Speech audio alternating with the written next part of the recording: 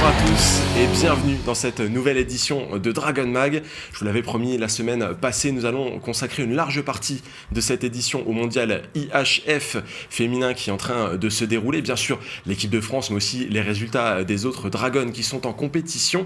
Et pour ce faire, nous avons un invité un petit peu particulier puisqu'il connaît très bien ces échéances internationales. Je vous fais un peu de teasing, médaillé d'or européen, médaillé d'or mondial, médaillé d'or olympique parmi d'autres distinctions. Il est natif de Wapi et il est le gardien de l'équipe de France de handball. C'est Vincent Gérard qui est avec nous aujourd'hui. Bienvenue Vincent. Bonjour. Merci d'être avec nous. On va revenir sur ton actualité, notamment le fait que tu sois parti à Kiel, ta blessure, la rééducation. Mais avant cela, je dois introduire notre deuxième invité du jour. Il s'agit de Julie Leblévec. Comment ça va Julie ? Ça va, merci. Alors avec toi, bien sûr, on va parler de la trêve, de Metz Handball, de ces Dragons justement qui sont en sélection. Mais avec vous deux, je pourrais rien faire si j'avais pas un chroniqueur de choc. Et c'est un retour, c'est un comeback. C'est Nicolas Kiel du Républicain Lorrain qui est avec nous aujourd'hui. Bonjour à tous. Pas le même palmarès qu'en face, mais je vais essayer de rivaliser. Il n'y a pas trop de breloques dans le placard. Il n'y en a aucune. C'est pas grave, on va réussir à bien travailler. Alors c'est un comeback, ça fait peut-être un an qu'on t'a pas vu. Pas besoin d'échauffement, on passe tout de suite à la première mi-temps.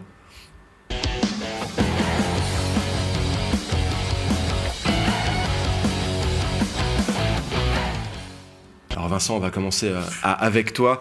On va revenir sur ton actualité. On n'a pas eu beaucoup l'occasion de te voir en Moselle ces dernières années. Et pour cause, c'était plutôt occupé. On va jeter un œil à ton parcours. Tu as démarré bien sûr ici, au complexe Saint-Symphorien. C'est pas très loin d'ici. Tu es passé par Istres, Dunkerque, Montpellier, le Paris Saint-Germain ou encore Saint-Raphaël récemment. Et puis, cet été, tu as pris la direction de l'Allemagne. Première expérience à l'étranger du côté de Kiel. On sait, on le voit également. Tout est trophée, on parlait de breloques il y a quelques secondes, forcément, ça prend un petit peu de place, je pense, à stocker tout ça. Et cette équipe de Kiel, donc, première équipe à l'étranger pour toi. Alors, à 36 ans, tout va bien, c'est pas une pré-retraite, ça continue d'avancer, bien sûr, mais c'est aussi un challenge, c'est une équipe remarquable. Ouais, c'est sûr que le passage à Saint-Raphaël, ça a un peu changé en termes d'ambition sportive et en vue des jeux et en vue de continuer à performer. J'avais envie de trouver un challenge qui était encore un peu un cran au-dessus, et quand Kiel est venu me chercher, forcément on peut pas dire non à un club comme ça. Pour l'instant c'est un peu un faux départ puisque j'ai pas encore évolué en match officiel avec eux, mais nul doute qu'à partir de février ça le fera et ça va bien le faire. Alors tu le dis, tu as été un peu stoppé dans ton élan, tu as eu une opération pour une pubalgie tenace qui te gênait depuis même plus d'un an, d'après ce que j'ai pu voir. Comment ça se passe là, la rééducation ? Ça se passe bien, ça fait bientôt ça fait 2 mois et demi que j'ai été opéré. C'est bien parce qu'à la fin c'était plus gérable, ça m'empêchait même de dormir. Enfin, les douleurs étaient vraiment trop importantes pour pouvoir continuer à les gérer uniquement avec de la kiné et des anti-inflammatoires. Donc clairement il fallait passer par cette case opération. On avait indiqué 3 mois de délai, on a 2 mois et demi. J'ai repris un peu le terrain hier, alors sans faire de tir, mais des déplacements dans les buts et des choses qui ressemblent un peu plus à mon métier de gardien, donc ça fait plaisir. J'ai l'impression d'être dans les temps, les douleurs ont disparu et je suis capable de nouveau travailler fort et dur. Tu t'es fixé une deadline pour le retour sur le terrain ou pour l'instant tu t'essayes de voir en fonction de comment évolue ton corps ? Non, j'essaye de faire le plus vite possible, le mieux, mais surtout pas trop vite parce que le danger là-dedans, ça serait de rechuter et là ça serait assez terrible. Donc j'essaye toujours d'être à 100% de ce que je peux faire, de travailler. J'ai la chance d'avoir une organisation, d'être ici à Metz avec tout le monde qui me met un peu dans les meilleures conditions, que ça soit le club de Metz où je peux faire de la muscu, que ça soit au niveau des kinés, au niveau de l'organisation globale, j'arrive à être dans les meilleures conditions. Ça me permet de pouvoir travailler sereinement et d'être vraiment flexible sur les modalités de travail. Alors on a parlé un petit peu de cette équipe de Kiel, et qui d'autre pour nous en parler que Nicolas Kiel. Nicolas, c'est une équipe assez folle quand même, cette équipe de Kiel, c'est un palmarès énorme, c'est des années de très haut niveau, c'est assez impressionnant. Ouais, alors on connaît le handball en Allemagne, c'est plus présentable. C'est un poids lourd européen, c'est 4 Ligues des Champions et 3 Ligues des Champions depuis que le Final Four a été mis en place en 2010. Multiple champion d'Allemagne, 23 titres. Avec le Barça, j'ai envie de dire que c'est les 2 clubs qui surnagent chez les masculins. J'imagine que quand on entre dans un club comme ça, pour Vincent, c'est énorme. Et que ça se refuse pas aussi, tu l'as dit. Ouais, c'est le club qu'on aime suivre parce qu'il y a eu aussi des grands joueurs qui sont passés là-bas. Je pense à Karabatic, Thierry Omeyer et d'autres. Pour les Français, après, voilà, et dans les gardiens aussi, il y a eu des énormes noms. Landin, etc. Donc, et toi, Vincent. Donc, ouais, c'est toujours un club qu'on aime bien suivre quand on est passionné de hand, je pense. Ouais. Qui a une vraie histoire avec le handball français, parce que tu parlais de Karabatic et d'Omeyer, mais il y a aussi Narcisse, il y a Fernandez, il y a Bruno Martini qui a joué, il y a beaucoup et ils ont beaucoup apprécié pendant quasiment 10 ans. Il y a eu beaucoup de Français, ils ont eu beaucoup de réussites, ils ont fait une saison où ils ont gagné, ils avaient perdu le premier match de la saison, ils ont tout gagné, que ce soit Ligue des Champions et championnat, donc ils ont fait des saisons exceptionnelles avec les Français. Donc, ils ont pavé la route, c'est plus simple maintenant d'y accéder. Ouais, les Français, après c'est vrai que c'est loin de tout, mais c'est vrai que c'est un club mythique et qui respire handball et la ville est orientée vers le TAV, tout est handball là-bas. On sait, c'est une équipe qui peut accueillir jusqu'à 10 000 spectateurs dans sa salle. Alors Julie, on sait, les arènes, ça peut être très chaud, mais 10 000 spectateurs, c'est assez fou.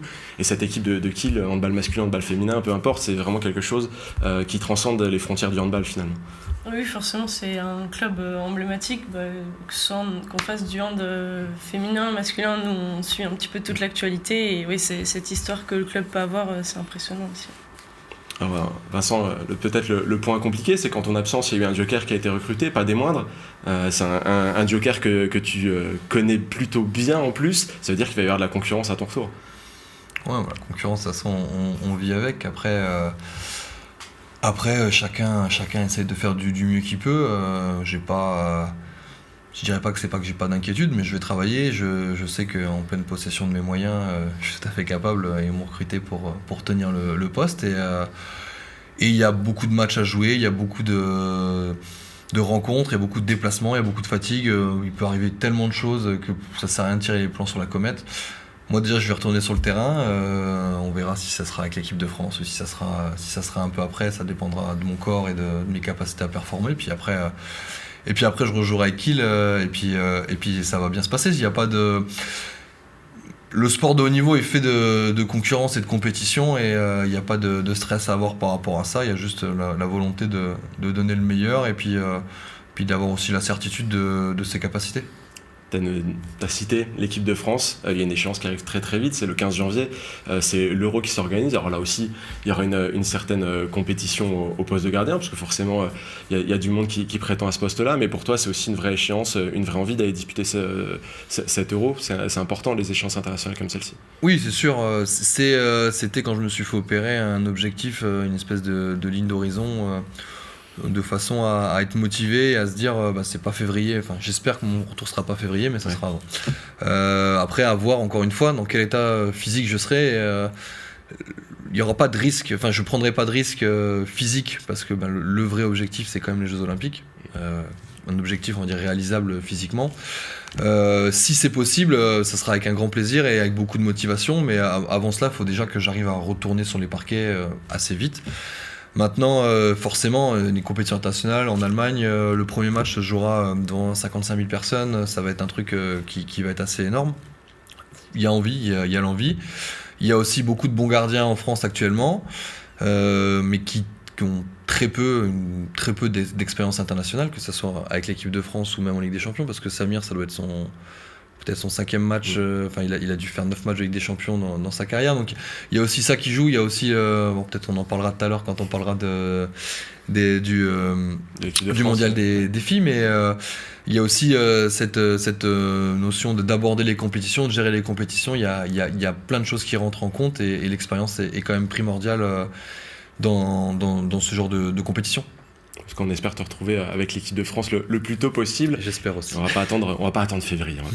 Est-ce que tu peux me dire un mot de ta rééducation ? Tu as choisi de revenir à la maison en Moselle pour récupérer, pour retrouver ton niveau. C'est important pour toi de revenir un petit peu aux racines et de te sentir bien chez toi ? Ouais, c'est sûr que dans un nouveau club, c'est toujours compliqué de déménager. Nouveau club, nouveau pays. Alors j'ai la chance de pouvoir parler allemand, c'est plus simple, mais c'est quand même c'est quand même pas facile. Alors quand on joue, c'est plus simple parce qu'il y a cet attrait, il y a le fait d'avoir la compétition, le stress de la compétition. Mais faire 3 mois dans un autre pays sans avoir la possibilité de jouer, c'est quand même compliqué. Ils m'ont offert cette opportunité-là d'être à Metz. Avec le stade de l'équipe de France, en collaboration aussi, comme j'ai dit, avec Metz Handball et avec les kinés de l'équipe, on a su organiser quelque chose de très cohérent pour que ma prépa, ma rééducation se passe le mieux et ma réalisation aussi, de façon à ce qu'on puisse travailler de façon efficace et que puis, je puisse effectivement être chez moi. Ça fait... je suis parti, je pense, en 2006, donc ça fait très longtemps que j'avais pas habité un mois d'affilée à Metz. Ça fait plusieurs, la période en plus est plutôt sympa. Je suis arrivé, on a pris un mois de pluie, mais bon, ça c'est le jeu, mais ça aurait pas été mieux en Allemagne. Bienvenue en Moselle, Vincent. Mais non, c'était cool d'être à Metz et d'être un peu autonome et d'être en capacité de travailler de façon efficace et sans être stressé par un cadre rigide qui n'a pas lieu d'être quand on est blessé. Très bien, merci. Tu vas rester avec nous de toute façon. Allez. Puisqu'on va discuter encore de l'équipe de France et on sent que ton expertise va nous apporter quelques détails supplémentaires. Mais on va parler quand même de notre deuxième invitée, Julie Leblévec, qui est actuellement donc, en trêve, qui continue à s'entraîner du mieux possible avec le staff de Metz Handball. On en a parlé un petit peu la semaine dernière avec un reportage. J'étais venu à l'entraînement voir comment ça se passait. Toujours en effectif réduit, mais il y a des vrais objectifs, c'est d'être au top de la forme pour la reprise en janvier. Oui, c'est ça. On est une moyenne de 5 à peu près. 5 filles, plus des gardiens aussi qui viennent nous épauler. Mais oui, on continue de travailler parce que, on en parlera sûrement, mais les échéances arrivent très vite au retour de la trêve. Et puis, même en plus, on est quand même des filles assez jeunes là, qui restons. Donc, c'est hyper intéressant aussi de travailler plus individuellement et de revoir et renforcer les fondamentaux. Et puis après, ouais, voilà... développer tout ce qu'il y a à développer pour prétendre après à performer sur le terrain quand tout le monde reviendra. On a compris, il y a encore un beau planning. Il y aura quand même une coupure à un moment donné pour les fêtes de Noël. Il y aura le droit d'aller manger le repas avec la famille ou c'est diète jusqu'au match contre Vipers? Non, je pense que c'est important, même pour la tête, de pouvoir avoir la trêve familiale à Noël. Un petit peu, ça fait du bien. Et comme ça, après, je pense que tout le monde a encore plus envie de revenir à fond. Et ça va reposer aussi tout le monde, c'est important, je pense. Alors, j'ai fait un peu de teasing, il y aura ce match contre Vipers Kristiansand, donc ce sera le 7 janvier, donc finalement ça vient très très vite après les échéances internationales. La deuxième partie de saison, elle va pas faire de cadeaux, ça va vraiment s'accélérer. On va parler de l'accélération au mondial, mais l'accélération de la deuxième partie de saison pour Metz Handball va être assez énorme aussi. Oui, déjà de mémoire l'année dernière, il y avait eu un gros mois de janvier, et puis là aussi, un petit coup d'accélérateur pour la deuxième partie avec des matchs en championnat et en Ligue des Champions qui vont être cruciaux. Et du coup, si on a la petite pause de Noël, on va quand même vite revenir là et on va devoir retrouver les bases de notre jeu collectif rapidement. Donc ça va être aussi super intéressant de voir comment on peut retrouver tout ce sens du jeu collectif ensemble. Et j'ai quand même hâte que ces échéances arrivent. C'est ta deuxième saison pleine avec Metz Handball. Comme les années précédentes, on sent que... Alors, tu démarres forcément sur le banc parce qu'il y a une titulaire devant toi, mais on sent que tu es prête à saisir toutes les occasions systématiquement dès que tu as l'occasion de rentrer en jeu. Oui, du coup, là, j'ai le rôle tel qu'il est aujourd'hui. Moi, je prends à chaque fois beaucoup de plaisir quand je suis sur le terrain, de toute façon, dès que c'est pour jouer au handball. Donc, quand le staff fera appel à moi et que l'équipe fera appel à moi, j'essaierai de remplir au mieux mes obligations, on va dire. Et puis voilà, moi je me régale de toute façon à chaque fois sur le terrain. Nico, c'est un poste où il y a pas mal de concurrence. Forcément, l'arrivée de Lucie Granier qui tourne très bien, mais même au centre de formation, il y a du monde derrière. Emma Tuchella, Manon Erard. On sent que c'est un poste où ça va se battre pour avoir des places et du temps de jeu dans les prochaines saisons. Ouais, Metz Handball, on le sait, tous les postes sont concurrentiels. Sur l'aile droite, tu as Lucie qui est en numéro 1.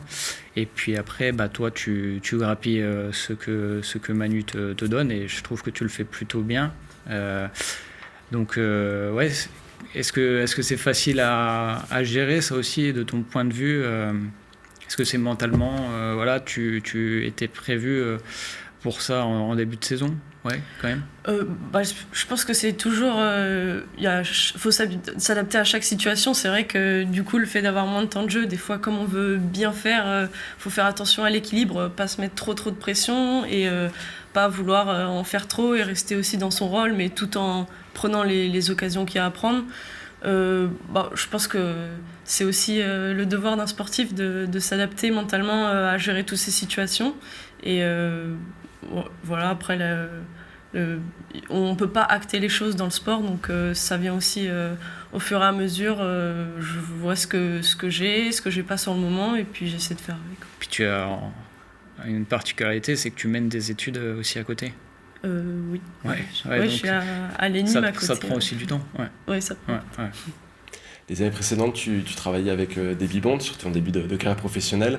Là maintenant, c'est avec Lucie Granier. Ça a changé quelque chose dans le fonctionnement au quotidien, ce sont deux profils totalement différents, de joueuses totalement différentes aussi.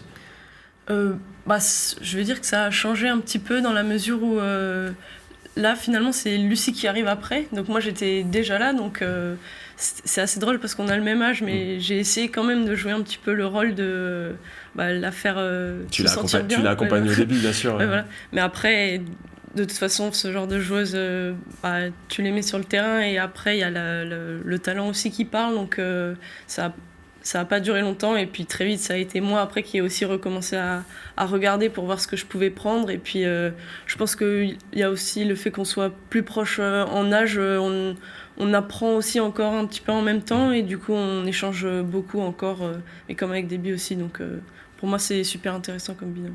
C'est aussi une des forces de Metz Handball, qui est un club formateur, post-formateur aussi, qui continue de façonner les joueuses au fil des années. Alors Julie, tu me vois venir, on est en pleine période de négociations et des histoires un petit peu de tous les côtés. On avait Thierry Weisman avec nous la semaine dernière, avec qui on a fait une revue complète d'effectifs. Quel est ton avenir ? Est-ce que tu as déjà des pistes ? Est-ce que tu seras encore à Metz Handball l'année prochaine ? Est-ce qu'il y a des discussions ? Pour l'instant, je ne sais pas encore. Ouais. Et puis, voilà, c'est la période, il va y avoir les échanges avec le club, le staff, les coachs. Donc, on verra tout ça. Pour l'instant, je ne sais pas encore. C'est que c'est une période un petit peu particulière, cette incertitude, ces discussions, etc. Comment tu vis ces choses-là, toi ? C'est vrai que c'est d'un côté des fois un peu stressant, de l'autre un peu excitant, parce qu'on ne sait pas, mais des fois il y a une part d'inconnu. Donc, pour l'instant, je le vis bien. Et puis, c'est vrai que le fait que là, on soit en trêve maintenant, ça permet de vraiment se concentrer sur le travail. Donc, ça, plus l'école, pour l'instant, j'essaie de souffler un peu, prendre au jour le jour, et on verra de quoi l'avenir sera fait. Ça marche. En tout cas, on va continuer à discuter de handball, bien sûr. C'est déjà la fin de notre première partie d'émission. Mais un gros morceau nous attend, puisque nous allons parler du mondial, des Françaises, mais aussi des autres Dragons qui sont en compétition. Ne quittez pas, on revient immédiatement.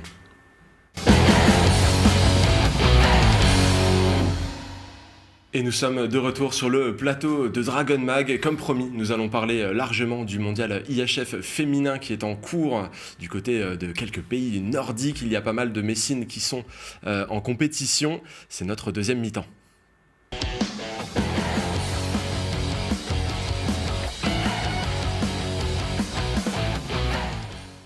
Alors Julie, on va devoir te libérer bientôt puisque tes études t'appellent, on les a un petit peu évoquées en première mi-temps, c'est aussi important que le handball, peut-être même plus, attention, mais on va quand même parler un tout petit peu du mondial avec toi.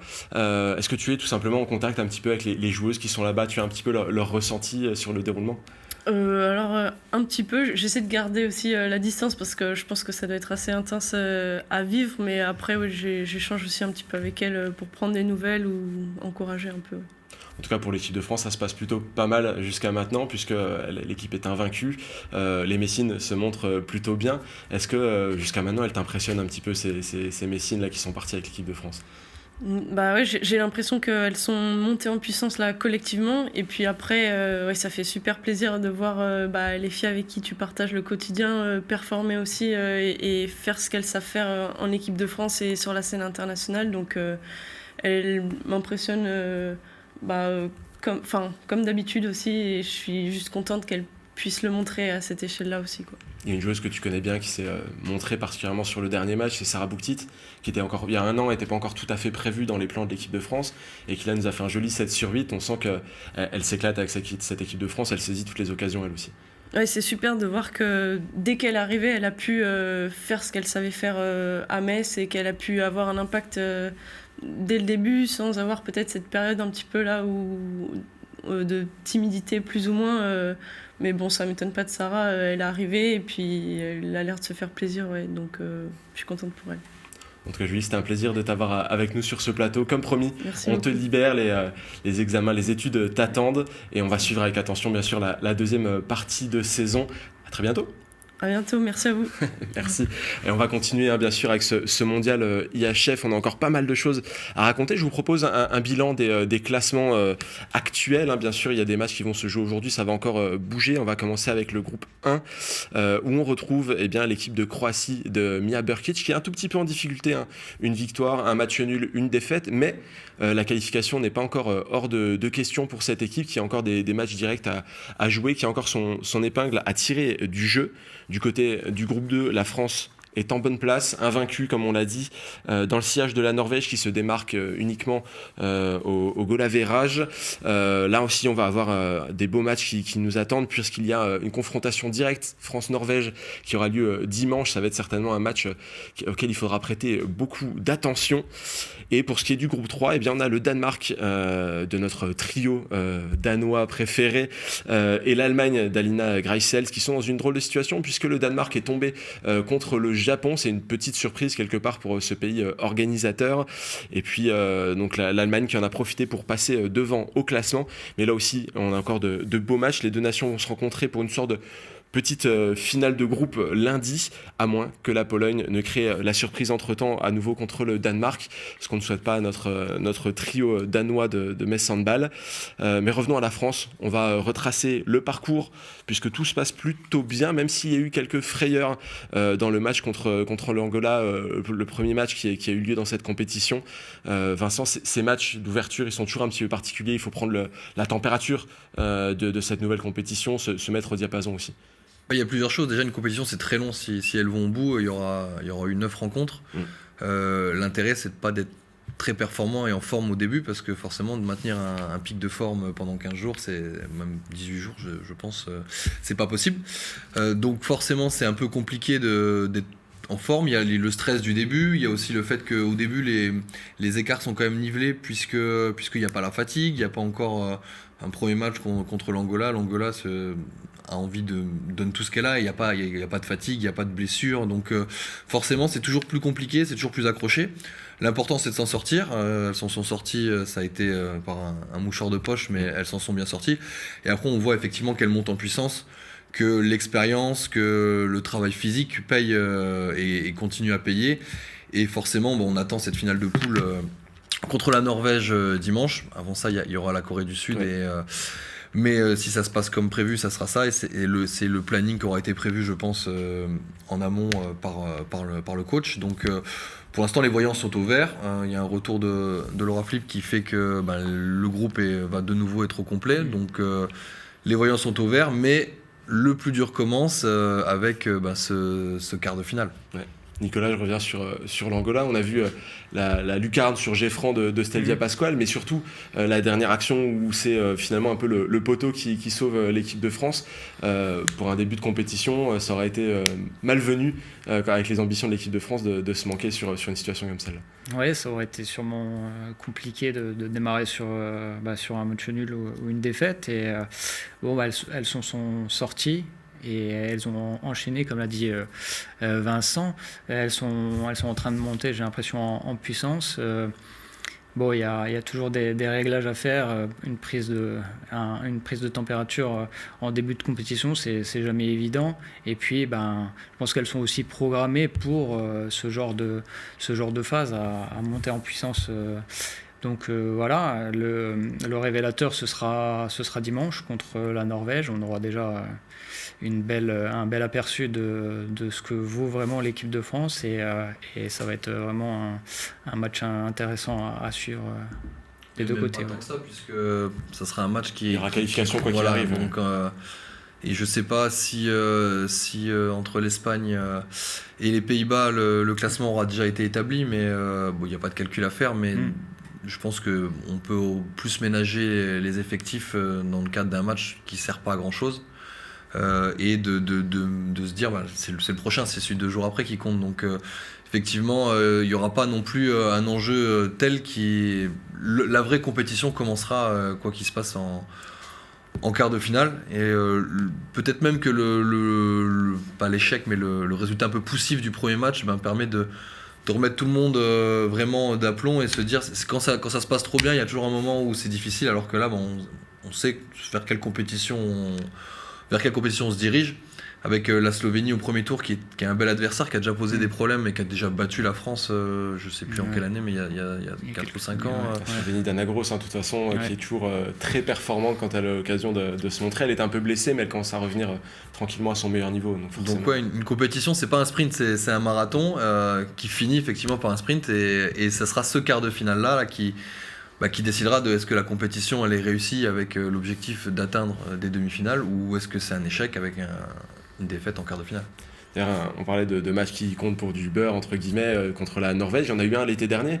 L'équipe de France avait écrasé la Norvège avec une Chloé Valentini qui était capitaine. Là, sur une compétition, une vraie compétition, c'est pas la même équipe de Norvège qui se présente, Nicolas. C'est pas les mêmes enjeux, et je pense que ce sera aussi un match pour se jauger un petit peu. On sait jamais, c'est une équipe qu'on peut peut-être retrouver plus tard en compétition.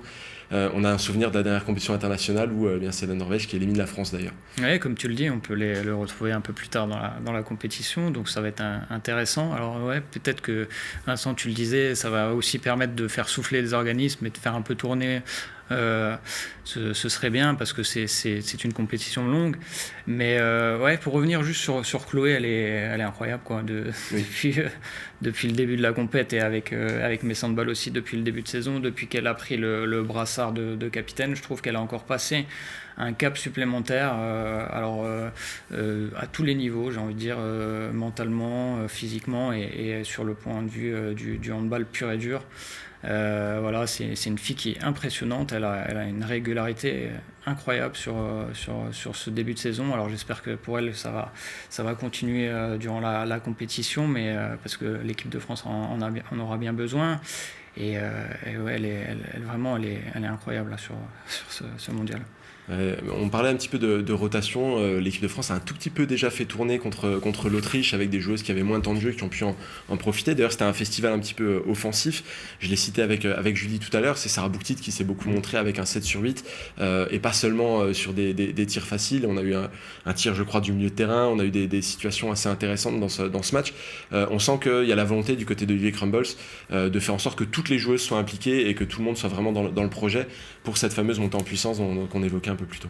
Oui, c'est compliqué. Ce qui est compliqué, c'est de se dire on va mettre des jeux en repos, parce que forcément une compétition, on est émotionnellement et physiquement intégré, et le fait de se relâcher, c'est toujours compliqué de repartir. Donc mettre les effectifs, modifier l'effectif ou changer, mettre des joueuses au repos, c'est parfois une fausse bonne idée, dans le sens où tant qu'on est sous pression, on continue à performer, et puis on arrive fatigué, mais de toute façon tout le monde arrive fatigué. Donc c'est un ajustement qui est très compliqué. C'est des petits détails, mais d'intégrer tout le monde, comme tu as dit avant, mais aussi que les cadres continuent à être sous pression et impliqués, tout en limitant le risque de blessure et en limitant la fatigue. C'est peut-être à ça que servent les entraîneurs. C'est peut-être pour ça qu'il y a des bons et des pas bons. Il y a un poste où c'est dur de faire tourner, c'est le poste de gardien, de gardienne en l'occurrence. Et Metz Handball en a envoyé 2 à Tadou Sako, qui est éblouissante depuis le début de la compétition, qui partage le temps avec Laura Gloser. Et puis il y a Camille Depuiset qui est présente à la compétition, mais qui est en tribune. C'est une situation toujours compliquée pour les gardiennes d'être dans ce genre de rôle-là. Quand on est 3e gardien, c'est long. Ça peut être long, parce qu'il y a peu de chances, à part blessure, qu'elle intègre, qu'elle rentre sur le terrain, qu'elle rentre même sur le banc. Donc forcément, il faut réussir à continuer à être en forme, parce qu'on ne sait jamais ce qui peut se passer. Il faut continuer à être concentré, il faut continuer à être impliqué, tout en sachant que la probabilité de rentrer est très faible. Néanmoins, on peut apporter. Il peut y avoir une vraie plus-value, parce que le fait d'être moins fatigué, moins impliqué, ça permet peut-être d'analyser de façon un peu plus cohérente les adversaires. Donc il y a vraiment ce rôle-là qu'il faut avoir pour continuer à être dans le groupe.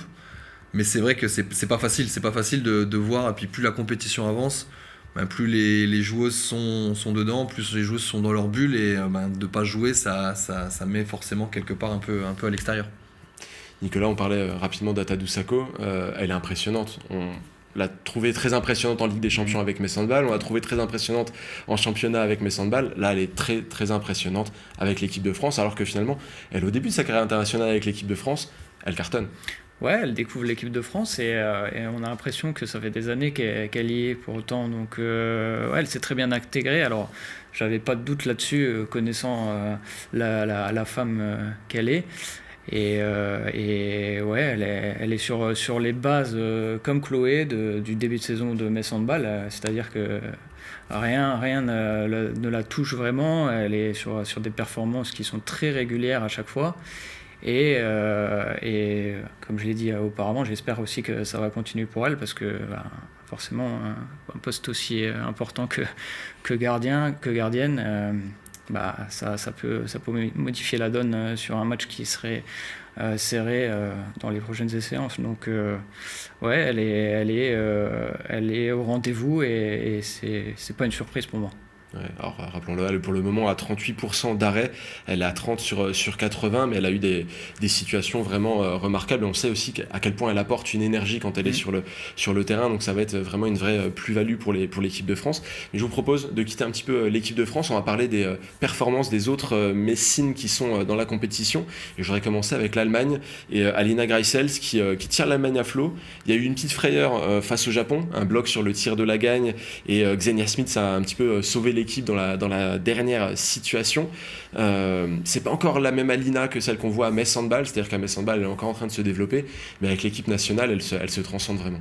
Ouais, comme avec Dortmund il y a quelques années, c'est la leader avec Xenia Smith, une ancienne Messine encore une fois. Ouais, l'Allemagne qui est bien et qui peut être redoutable, je pense, pour les prochaines séances à venir, même si elle n'a pas encore la qualif au bout à la clé. Ça devrait le faire parce qu'il y a 3 victoires et il y a pas mal de points, donc normalement ça devrait aller.